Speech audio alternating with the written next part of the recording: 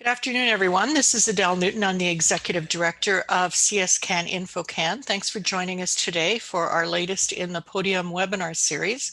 Today, we're happy to welcome Florian Kerschbaum from the University of Waterloo. Florian is an associate professor in the David R. Cheriton School of Computer Science. He's the director of the Waterloo Cybersecurity and Privacy Institute and also has an NSERC RBC chair in data security.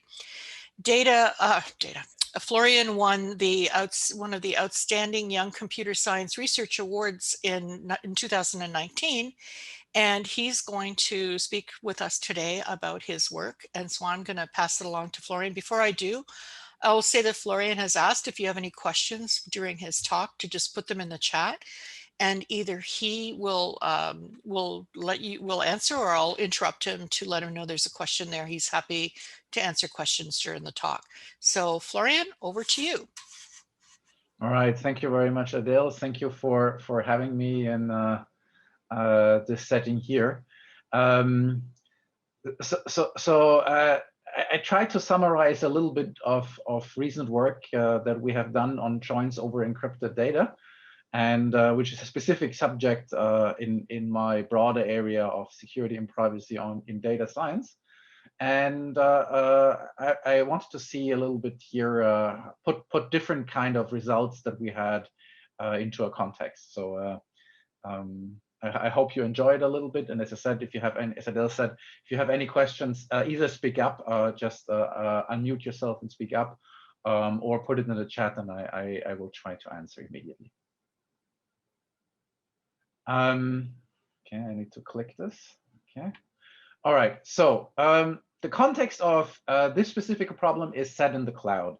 And here you see some market research from Gartner.com, which predicts the cloud revenue, the worldwide cloud revenue over the year starting in 2019. It might have adapted a little bit due to COVID-19, but it could also have positively impacted by COVID-19 because we are using like cloud services like Zoom right now. And if you look at 2022, this is indeed $360 billion that we are talking about here. So really, the cloud is here. It's a massive market, and we're dealing, we're transforming the way we consume and build software at the moment. However, if we look at what are the concerns about cloud computing, so here we have a survey on people, and people could have nominated different kinds of concerns. What hinders them to adopt cloud computing, then number one is immediately security. The second one is the geographic location, which is just a rephrasing of security because it is a compliance issue. Because you have to make sure under which legislation the data is that you are dealing with, and what authorities have access to the data. And the third one is a compliance issue, which again is the issue of being compliant with the laws that govern your data. And only after all those three, then the fourth one is actually vendor login. As the number 4 concern that people were voicing. So security concerns are still the drivers, the inhibitors for adoption of cloud computing. Now, if we're talking about security in cloud computing, what kind of adversaries are we considering here? And at the beginning, when cloud security was emerging as an academic field, people were always saying like, look, why are you afraid of the cloud service provider?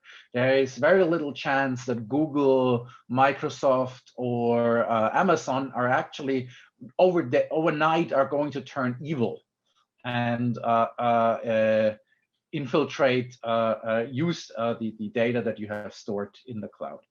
However, even Microsoft, Google, and Amazon are run by people, and we don't have control over the entire set of people.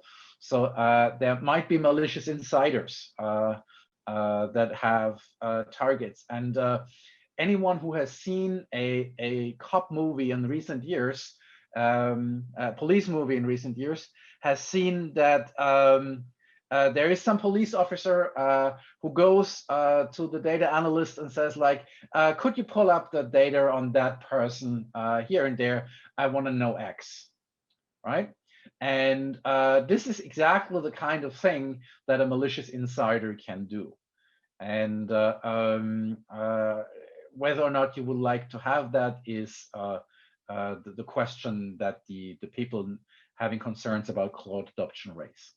Also, criminals might be more incentivized to go after clouds than individual data centers, because the payoff might be much higher. They might be able to compromise a whole series of customers of databases instead of just having a data breach in a single kind of data center. And I think the most recent one data breach was the one by Facebook, where 530 million accounts have been leaked. And the comment by Facebook was, well, this is standard industry procedure, and there's nothing to be worried about.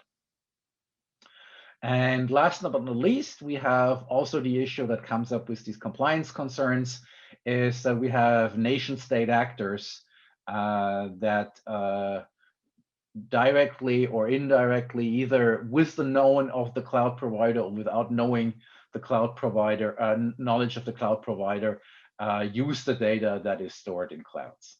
So all of these are concerns that can, in some sort of a view, be seen as what if the cloud provider is malicious? Although Amazon is not malicious, these actors might act on behalf of Amazon and may make the attacks seem as if the cloud provider would be contacting them. Now, 2009, the ideal solution to all of this would be we encrypt the data, we put it into the cloud, we keep the key at the user side, and then the attacker would no longer be able to access any of the data and do anything with it without access to the key. However, usually we would not be able to compute over that data. However, in theory, there is a concept known as homomorphic encryption, which means that you can encrypt the data, then operate on the ciphertexts, which map to operations on the plaintext, and thereby you can compute any kind of function that you would want to compute on the plaintext, on the ciphertext itself, without yourself actually seeing the result of the computation, but you have to ship back that to the key holder, to the user. However, homomorphic encryption is too slow for practical adoption, and part of my talk today actually will try to argue that it will be too slow forever. So even if you would have homomorphic operations at CPU speed, at one operation per cycle, we would still be too inefficient in order to scale to the problems that we have to process in the cloud. And then we'll try to show this with the example of the joins in this case. Okay, so let's do let's go one step down. Let's look at the problem that we are looking here, and that is outsourced database management. So a database management system, you could put that into the cloud, and then you would have a natural interface. The client issues SQL queries over the network.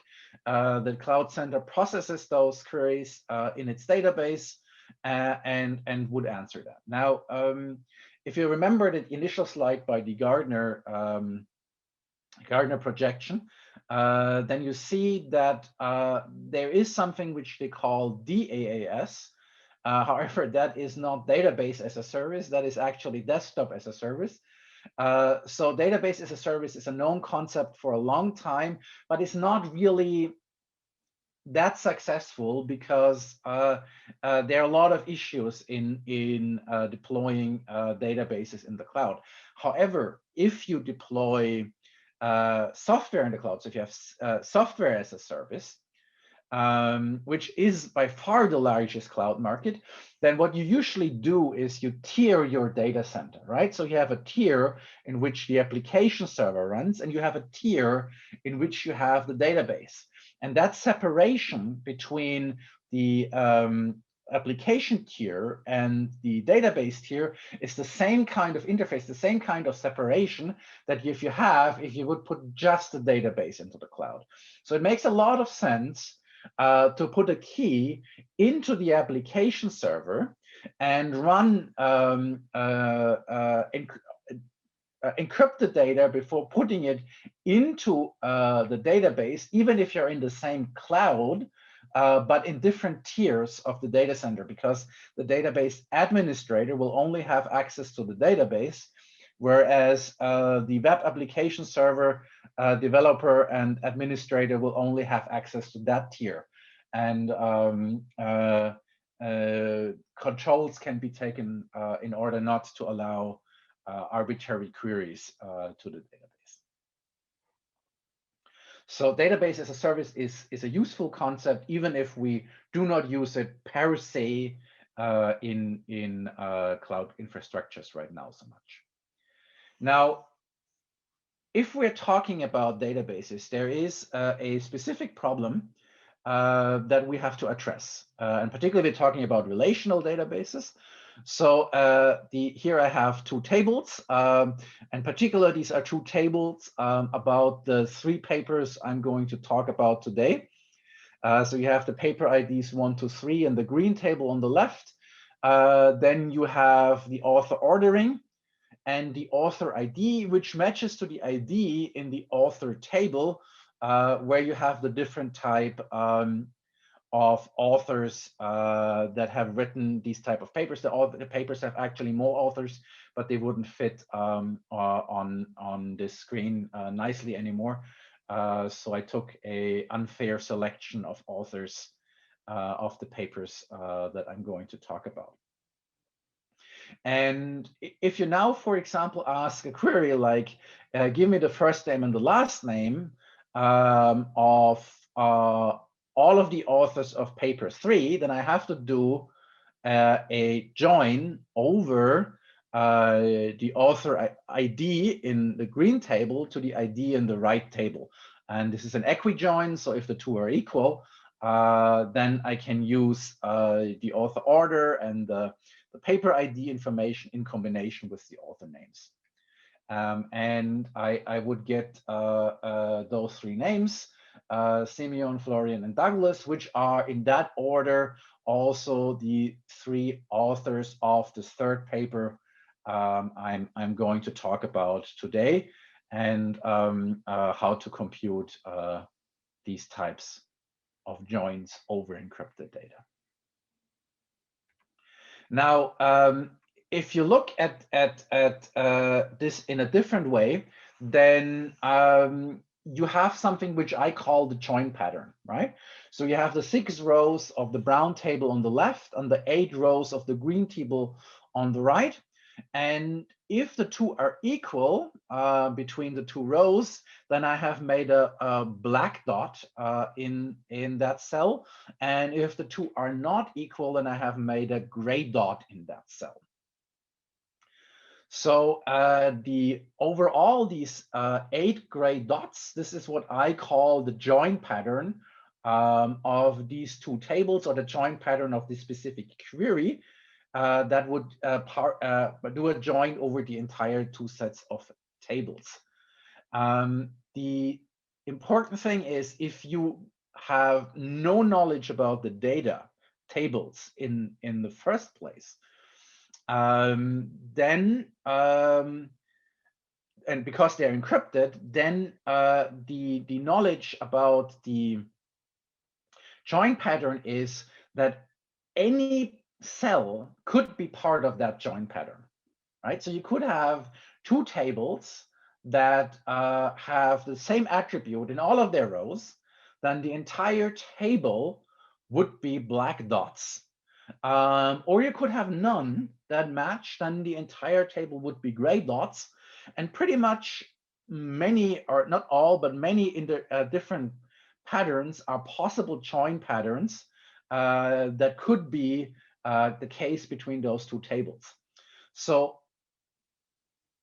if you have no pre-knowledge about how these tables look like, and the query doesn't reveal any information, then you have to consider every possible combination of rows as a possible part of the join. And now you can easily see that this table, if you assume that each dimension is n, then you have an n² table. And that is a pretty big, if you have consider n as the size of a current database, then that is a pretty big table. And getting that down, getting that efficient is part of the talk that I want to talk about today. In particular, you now have a dilemma, a conflict. If you not reveal the join table, you have a result table of O of n². And the subsequent operations will be too inefficient. This is why homomorphic encryption, and I will argue for that, will always be inefficient, because the result of an operation over those two joins, if you have no side information whatsoever, has to be n². And n² is prohibitive in a database of current sizes. However, if you reveal the join pattern, then you might reveal sensitive information. For example, if you take the join pattern here and look at the brown row number 6, then you see that this row is here present 3 times, and every other row is present only 1 time. And if you know that I'm giving this talk, and I'm talking, of course, about my own work, then you would assume that of all of the authors in the brown table, I am author number 6, because I am in all 3 of the papers, and you would be right. Right? So by very simple revealing frequencies, you have a very easy cryptanalysis that can be very detrimental and has been shown to be very detrimental in previous work to many of these systems. So you have to really control what kind of information you can reveal about that join pattern in order not to have a very insecure algorithm very quickly. Now, what I'm going to talk about today is 2 approaches. And the important thing to understand is that you cannot be efficient, so you cannot reveal, you cannot use less than the n² join pattern. You cannot have a subquadratic runtime or output size, have no leakage beyond the output size, and do all of that in this interactive setting that I send the query and get the response, which I call non-interactive here, with a single server. Right? So if I send the query, I get from a single server the answer. I want to be efficient, and I want to have no leakage. Then there exists no solution. Homomorphic encryption gives you a non-interactive single server solution with no leakage, but it is not efficient. It's not subquadratic. In the first part of the talk, I will talk about 2 approaches which are non-interactive, use 1 server, and are efficient, but I will show how to try how all of the hoops we have jumped through in order to try to control the leakage. In the second part of the talk, I'm going to talk about a 3rd approach in which I allow a little bit of interaction, but I will be efficient, and I will have no leakage beyond the output size. Because if the output size is n², then of course we're n². But if I know that the output size is somewhat bounded, or if I can compute the output size beforehand, then I can construct a more efficient algorithm.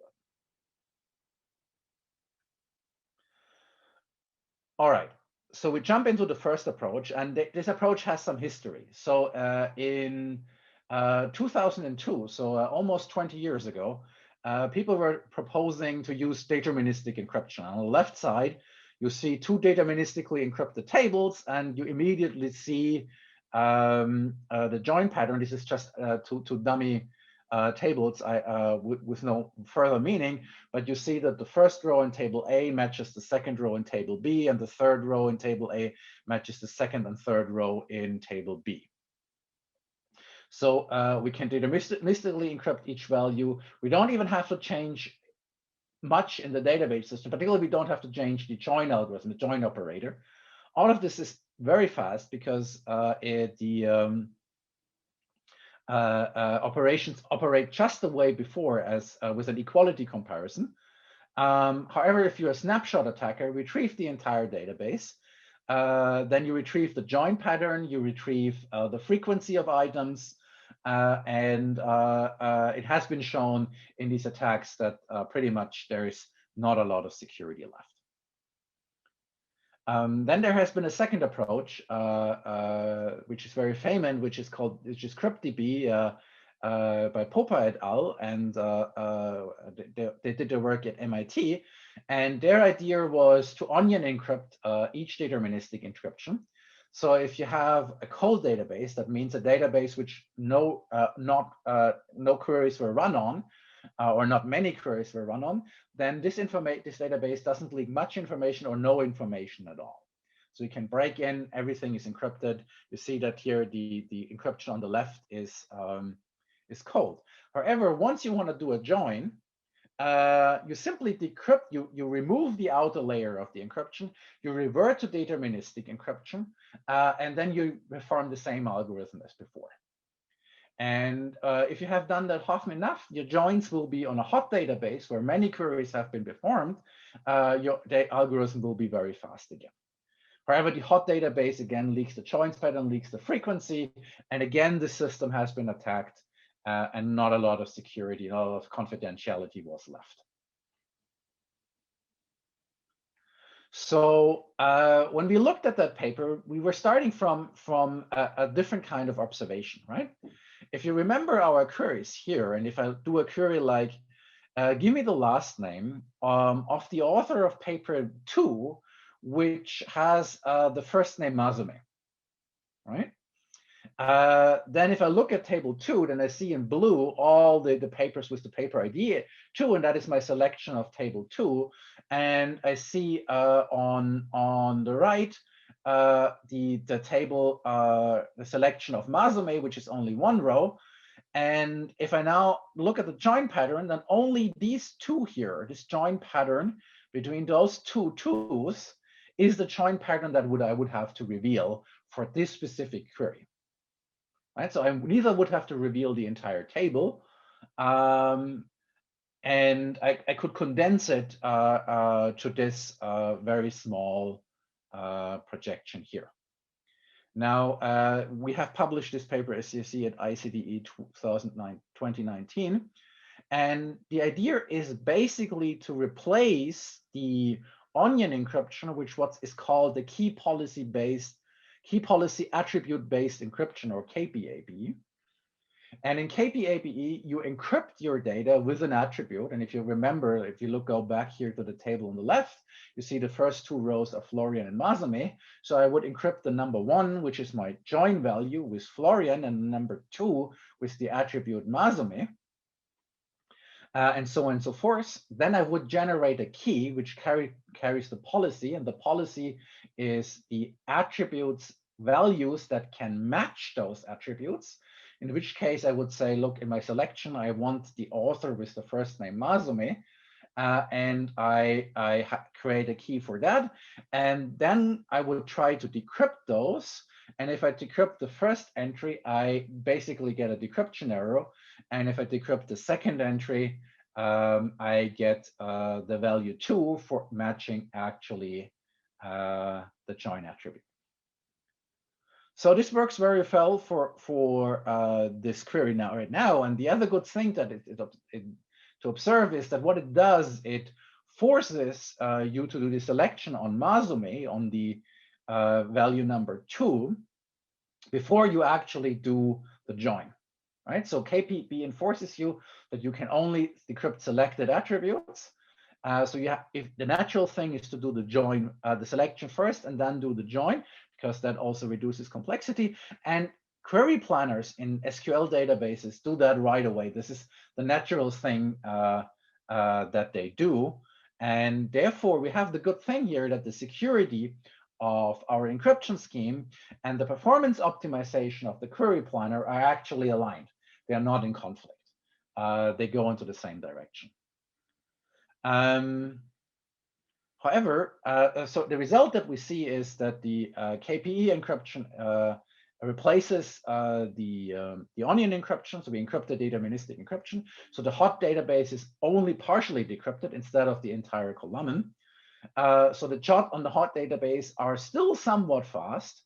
However, and this is the big advantage, and I will show this in a second, this advantage is now if you have a series of queries, if you execute one query after the other, you will actually leak a lot of information, and particularly leak more information than you need for executing those queries.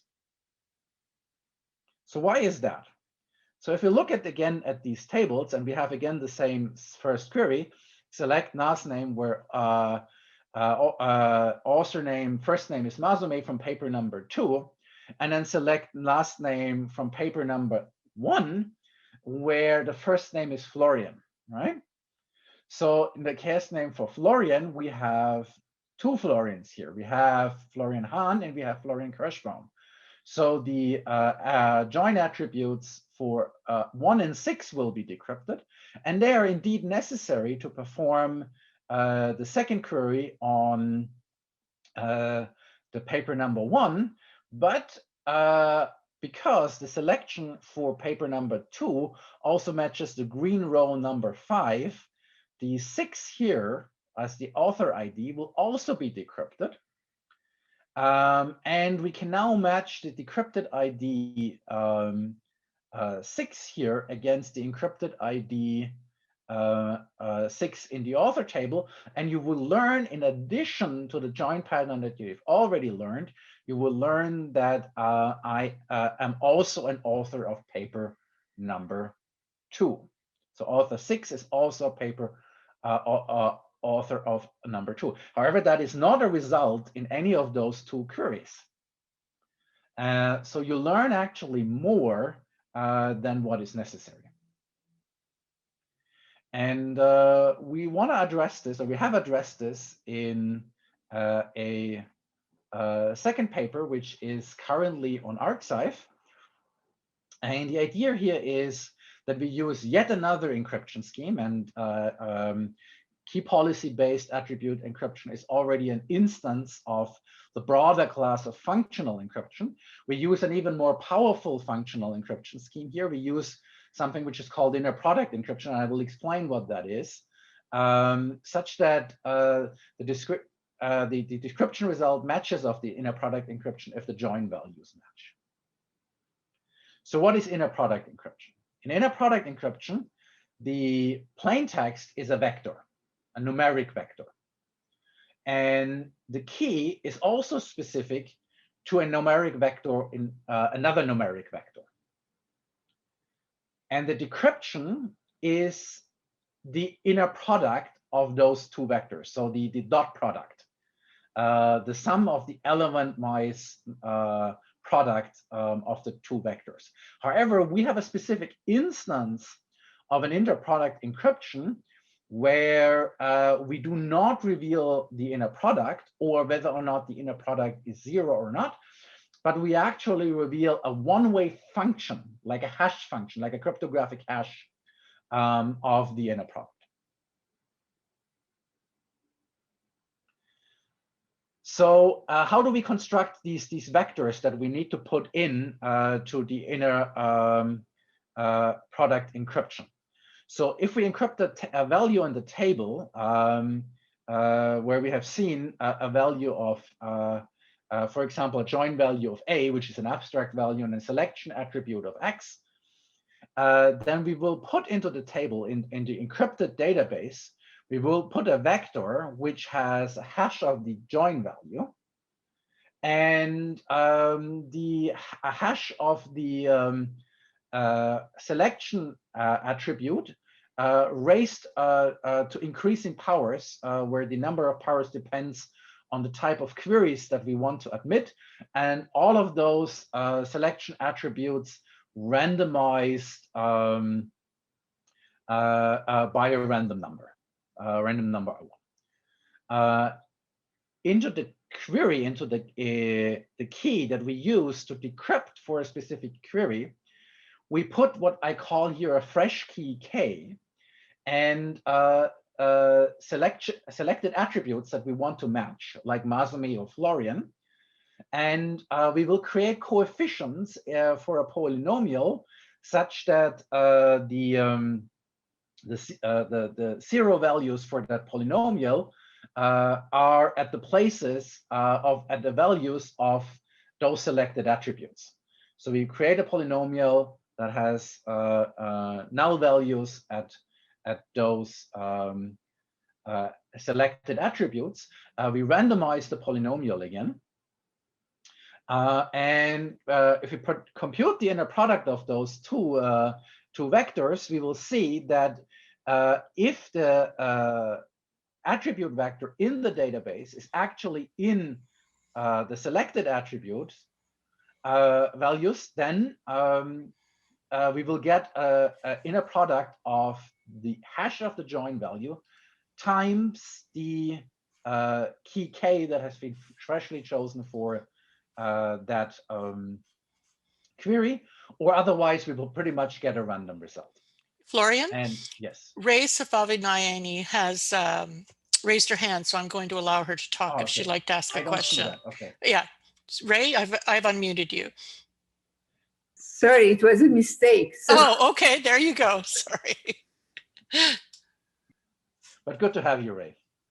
So that is the fundamental principle that we will follow. And if you use that, our security claim is that the leakage of a series of queries, if you continuously observe the leakage of all the queries, if you're a persistent adversary in the cloud, then all you see is the join pattern, the union of the join patterns of each query. So before that, as we have seen, the overall join pattern that was real was a superset of the union of the join patterns. In this case, we restricted exactly to the union of the join patterns. And our proof is basically a case analysis over all of the decrypted dot products, again, of which we only have a one-way function, such that attacks using linear systems of equations are not feasible. We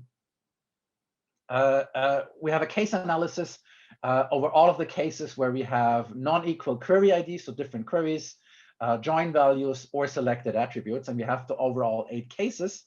And I pick out two example cases here that I already mentioned. Is if we have a different query and everything else is matches, however, we still have different key Ks. And if the attributes do not match, then we have random dot products. Of course, we have a cryptographic notion of correctness here, which means that we have a negligible failure probability, and we have to be aware that we are doing this for a database of size n, and we have potentially also some number n of queries, or O of n queries. Then we have the potential for collisions with on the order of n squared, which is the typical birthday paradox that we have. However, even n squared is negligible in the security parameter, or cryptographic hash functions would not exist. So we implemented this, and the performance depends on the number of attributes and a possible selection root attribute values. So this vector, the size of the vector. And the encryption time is very fast, in the order of milliseconds. Key generation time is very fast. Decryption is a little bit slower, but still on the order of tens of milliseconds. And we have to do that, however, per selected database tuple. However, the good advantage is that we only have to do it per selected database tuple, and we do not have to run for what's known as a nested loop join, where we iterate over both tables, but we can actually use what's known as a hash-based join, compute the one-way function of the inner product, and put that into a hash table, and then match within the table matching hash-based value. And this is the known fastest join algorithm there is. So we actually have a linear runtime in the database. And if we do the selections of the attributes first, and there exist different types of encryption schemes for doing that, then we can even deal with the higher performance penalty of the inner product encryption. So in conclusion, we have the inner product encryption and query-dependent keys. We have the stronger security of only leaking the union of the join patterns of all of the queries. A snapshot attacker is now completely unsuccessful. However, joins on a hot database are definitely slower than the approach 20 years ago, but we have now defendable security. And I have an argument here, and I know this is somewhat informal, and some theoreticians might not like me for that. I claim that this is the natural lower bound of the leakage in a single server, non-interactive, efficient join over encrypted data. So if you have these attributes of non-interactive, efficient, and single server setting, it is hard to avoid this specific leakage. And I don't see a model which would allow us to do that. I have not formalized this, as I've said, but we see here the natural lower bound of this type of encryption. Okay, that concludes the first part of encryption schemes that are efficient on a single server, however, have some leakage. And I try to show you how we can try to control that leakage. And we pay a performance penalty for that. However, I would now like to go to the second part, where we look at interactive schemes. And fundamentally, in the same way I try to control the leakage, I will now try to control the amount of interaction. And the approach that I want to show you is it only requires a single round of interaction.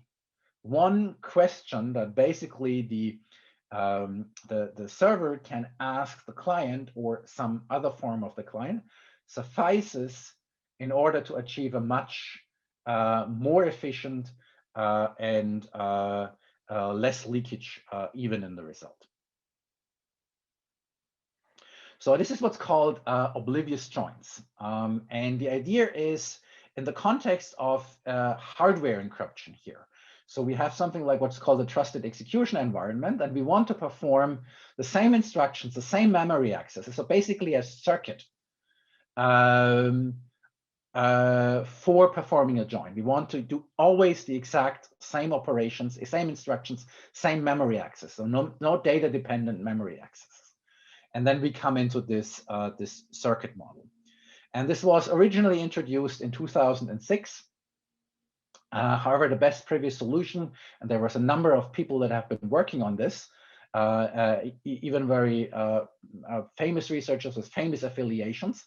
And the best solution was an n log square n runtime with O of n oblivious storage. And the solution was so complex that it has never been implemented in practice. And there is a full version of that paper that actually gives sufficient details that one could think about implementing it. However, that solution is we only got via direct email to the authors, and it is not published yet. Now, if we talk about these circuits and these oblivious operations, a typical example, and we will use that as a building block a lot, is what's called a sorting network. And here you have wires going from left to right, and on the left side, you would have on each wire a number, and then you would perform operations between the connected wires, and you would get a sorted output, all of the values sorted on the wires on the right. And this is a very well studied problem. It's a sorting network. It has a theoretical complexity of n log n. However, the constants for the n log n algorithms are so large that the practical algorithms of n log square n for all feasible n are more efficient.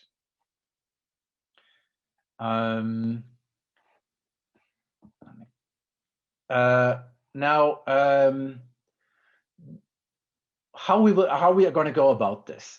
So what we do is that in a first step, we take the two tables, we merge the two tables into one table. So we first append them to each other logically, sort them on the chain attribute. All right. So on the right side, you see a table that is joined between tables A and B that I have shown before, the combination of paper and author and the author table. And they have been sorted in this case by the author ID. I have inversely sorted them so that you see the most frequent attribute value number 6 at the top. So you see the 4 6s here in the author ID column and in this table. Then we will linearly scan through that table and count the occurrences of each join value in each of the tables and augment the other table with that count. Okay, so the count in, and I unfortunately cannot see this, the count in table A of attribute 6 is 3. The join count is 1 because in table B we have only 1 times the attribute value 6. However, in the join count in table B is 3 because we have 3 times the value 6 in the other table. And if we have the join count between the two tables, what we can now compute is the result size of the join, right? We can compute the result size of the table because it is simply the sum of the products for each attribute value, right? So I multiply 3 by 1 and I multiply the other ones 5 1 by 1, and I add all of those up. This will be the result size of the join attribute of the join. Now, if I have the result side of this join, I now use, and if I imagine this in homomorphic encryption, it is not so much a challenge in trusted execution environments. And now if I would have done this over homomorphic encryption, I would go back to the user, say like, this is the result. This is the result table size. This is how big the join is going to be. Decrypt that for me. Tell me, give me that number. The user would decrypt it and would say like, yes, the result table size is going to be 8 rows. And if I have that value of these 8 rows, I can now separate the two tables again. I would keep the join count in order for the next steps, but I can separate the two tables into two tables again. I simply sort by the table name, and then I have the two tables again. Okay, I have to click this again. So, okay. Now in the second step, I expand each table, and I expand each table such that the attribute value, the join attribute value, appears in the row that is given by the join count. So I simply sum up the join counts and say like, look, if I look at the author, join, author attribute 6 is going to occupy the first 3 rows. So author ID number 5 has to go into row number 4. And that way I push all of those rows into the row that aligns with the row in the other table, right? So we call this step an oblivious expand, and expand the more condensed table into these tables of the same width that has been given as the result table width. We expand all of those tables into that, and then the join is simply a one-to-one alignment between the rows of those tables. Okay, so I now only have to show you. So the join is very easy. I now have to only show you how to do the oblivious expand. And the oblivious expand is also astonishingly simple. So the first thing is we take the original table, we convert the join count into the target index, where we want to have something as a number, right? So we have still the original table, but we now have a target index where that number should go, like an address where it, an array address where it should be end up in the end. Then I do a shift. And in the first case, I shift by the maximum value as a power of 2 that I can shift the entire table with, which in this case, because we have 8 columns, is 4, right? Shifting by 8 would put the first value outside of the second table. So I can shift by 4. And I see whether or not the target index where I would want to have those values is equal or larger to the index where I would shift the values to. And in the first step with a shift of 4, we have no such values. Then we halve the offset of the shift, in this case to 2, and we do the same things again. And again, we see the target index 1 not being shifted, just being gray. However, all of the other elements, we obliviously shift into the later stages. And by this, we have already achieved, and however, although we do a shift by 1, because there could be other offsets of 1 still in the table left. However, we are already done at this point of time.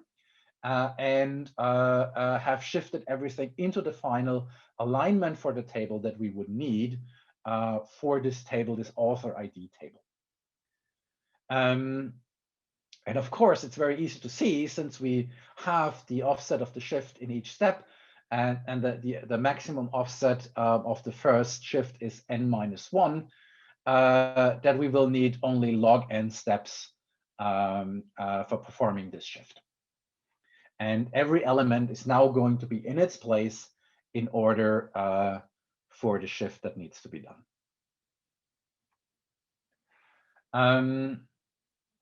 So what is the complexity of this? And if I call n the maximum of the input and output size, so the join table size and any of the input table size, and I always make a simplification that I assume this, then the oblivious expand step is O of n log n, as I've just argued. The oblivious sort step, because we need to shift the entire table, it's n, and then we have log n steps, so we have n log n. The oblivious sort is n log square n in practice. So if we do those two steps together, the sort and the expand, we have in practice an O log square n, n log square n algorithm. In theory, we have an n log n algorithm, which would match the complexity of a non-oblivious third merge join, which is O of n log n. And the third merge join is the join that has the best worst case complexity in this setting. I have previously talked to you about the hash join, which is what used in practice, because that has a very good average case complexity. However, the worst case complexity of a join, sort merge join is n squared. And therefore, if you put this into the circuit model, the complexity would even be worse. So we have really good complexity. So we have really good things. How do we actually make sure that our implementation is oblivious? So because I just argued with this and I said like all of these steps they are the same steps. So we actually, there's a type system which can ensure that code at the source code level is oblivious, and we applied that type system to our source code. And at the machine code level, we used binary instrumentation because the compiler could undo some of those enforcements that the type system does. We checked using CPU performance counter if our code is actually completely oblivious.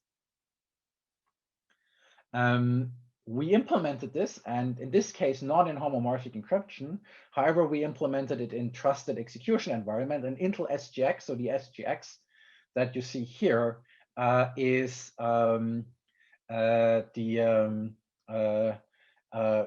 trusted execution environment that we used. So the insecure cert merge join is still a lot faster. If we just use our algorithm, we're still n log n. We have the same slope, but for 1 million elements, we are already a little bit slower. And if we implement that in SGX, we also pay the additional overhead on SGX. And if we actually do the binary instrumentation and make sure that the code is oblivious and use only oblivious code, which we have ensured through compiler flags, then we even pay a little bit of an advantage. However, we actually do have an implementation. It's actually a relatively simple implementation. It only uses 600 lines of C++ code. Using this hardware encryption, this comes actually be a practical alternative for performing joins over encrypted, which have no side channels whatsoever. So even somebody with a microscope in observing the execution in the trusted execution environment, and for example, observing memory access pattern by or branching patterns, which can be done even for an SGX enclave due to side channels, would not learn any information about the data in the tables here. So these oblivious joins have only one round of interaction. So they have reduced the leakage to what is probably the minimum. Now, what is the minimum for a efficient version? Because a non-efficient version would always produce an n square output. But if you need a more efficient version, you need to bound the output. So if you bound the output, then this is the most efficient complexity-wise that we can do in a circuit model and in worst case complexity. And we have only added one round of interaction. And we can have this interaction sort of view it like between the enclave and the main program, if you would want to view it like that. But of course, the hardware encryption can do further optimizations in the algorithm based on that. And we have really good performance here. Okay, so I'm nearing towards the end of my talk. And what I hope that I have showed you a little bit with this example of outsourced data management, which is only one of many examples I work on in data science where security and privacy is relevant. But I also work on private data collection or on secure data sharing, which is sometimes called deduplication, private record linkage, private set intersection, and all these kind of things. These are all many other very important problems to be solved with security and privacy in data science. But outsourced data management is one, and I drilled down on the joins in this specific case. And I hope you enjoyed this outline a little bit. And if you want to know any of the details, because I was a little bit generous with the details in some of the cases, then I will show the ones on the next slide. Here you see all of the other works that our work builds upon. And here are our three papers that I have talked about today. This paper, the first one on the joins over encrypted data using the key policy attribute-based encryption. Then the second one, which is available as a preprint for the inner product encryption. And finally, the oblivious joins in the third step, which is the other type of approach, which uses interaction, whereas the other one uses a single server. And with that, I would like to thank you for your attention. And if there are any questions, I would happy to take them right now. Thank you very much, Florian. If you have any questions, you can either raise your hand or put them in the chat. And we'll wait a little bit for that. And Florian, thank you very much. This recording will be up on the CSCAN InfoCAN website. And obviously the slides that you've shown will be there as well.